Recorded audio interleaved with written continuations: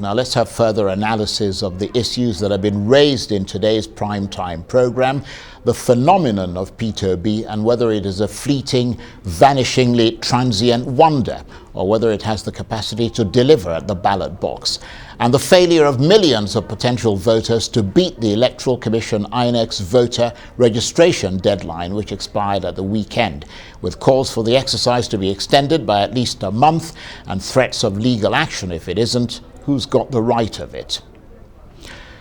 Well, for more on this, I'm joined now in the studio by the political affairs commentator, Arise News analyst and lecturer at Bayes University in Abuja, Professor Adeniyi. Thank you very much. Always a pleasure to see you and to have the benefit of your analysis. Let's start with P2B. Predictably, his Director General made a very strong case on his behalf. The bottom line, of course, is not so much the phenomenon that's happening on social media and around. It's winning at the ballot box, isn't it? Can he do it?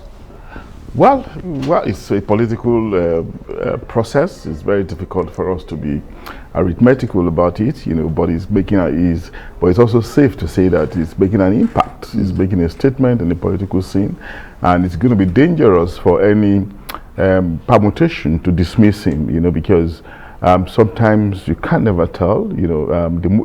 It appears more like a movement. We have made arguments in the past. There is a youth bulge in this country. The population of youths, even by MBS statistics, is more than any other age grade. And they're becoming increasingly very conscious, increasingly very, very exposed and sophisticated. And of course, they are domiciled on in the social media, which is also very critical in terms of the creation of awareness. So what they need to do is to extend that online consciousness to offline life. And if they can go beyond that, not just to offline life, but to the political space.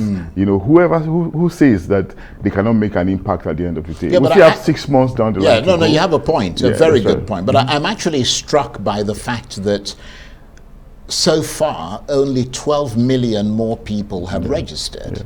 I mean, you would have thought there'd be a lot more, given the size of this phenomenon. Yeah, but there are issues around the logistics being provided by INEC, trials they are doing, there are issues around it. And of course, that's why there are complaints in circles now that they are closing the deadline. The registration, CVR ended yesterday, but people are still enthusiastic about registering. So there are issues around it. That's one. Then the second aspect of it is that how many people will turn out at the end of the day on election day to go and vote? Do not forget that we keep having problems of voter apathy in this country, just like it is anywhere in the world, and it's going to continue. I don't see it petering out just very suddenly. So there are so many equations, there are so many give and takes, so many shuffles that will happen nearer the time of election. What matters is the level of mobilization, not just close to the election, but even around, even before the election itself. And at the end of the day, people have become president in this country only because of 50 million votes, or even less than that. Who says that with some more votes coming from those who are already registered, added to the new ones, if they belong to Peter Obi, for instance, that they cannot make an impact with the new registrants?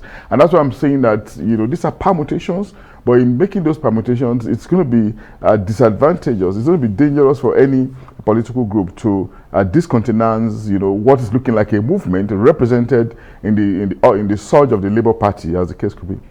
Yeah, but you don't see the other political parties. I mean, these are well-established parties, let's face it, apart from the NNPP, which is a new kid on the block, but with an old political hand. It's very difficult really to dislodge people who arguments have been made, have the structures. And when we're talking about structures, we're talking about people and money. We're talking about, governors, senators, House of Representative members. But also even having representatives in every single polling booth across the country. There are thousands of Charles, my argument is that I do not want us to discountenance any political group in this kind of a setting, because there's always a first time. There's always a first time. And of course, we have seen instances where even the big political parties are making references to them. So the reference they are making is a sign that these people are making a statement, and the statement is becoming disturbing. becoming worrisome. But of course, now we say there are three. There are not just two leading political parties. We are now saying three leading political parties. And of course, the third one is happening because of the candidature, because of the candidate, the personalities involved.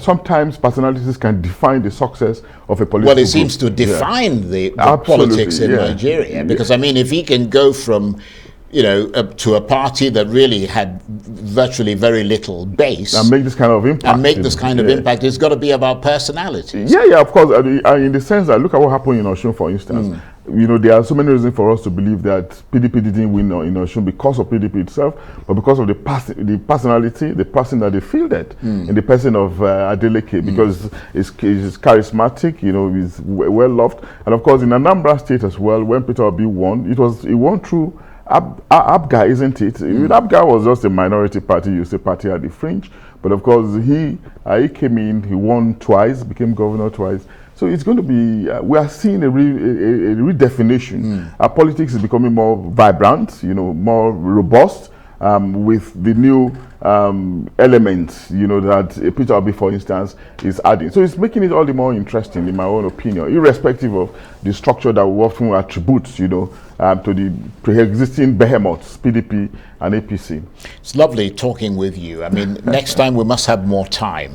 Professor Abiodun Adeniyi is a lecturer at Bayes University in Abuja. He's a political affairs commentator, and he is, of course, an Arise News analyst. Thank you very much indeed. My pleasure. Thank you.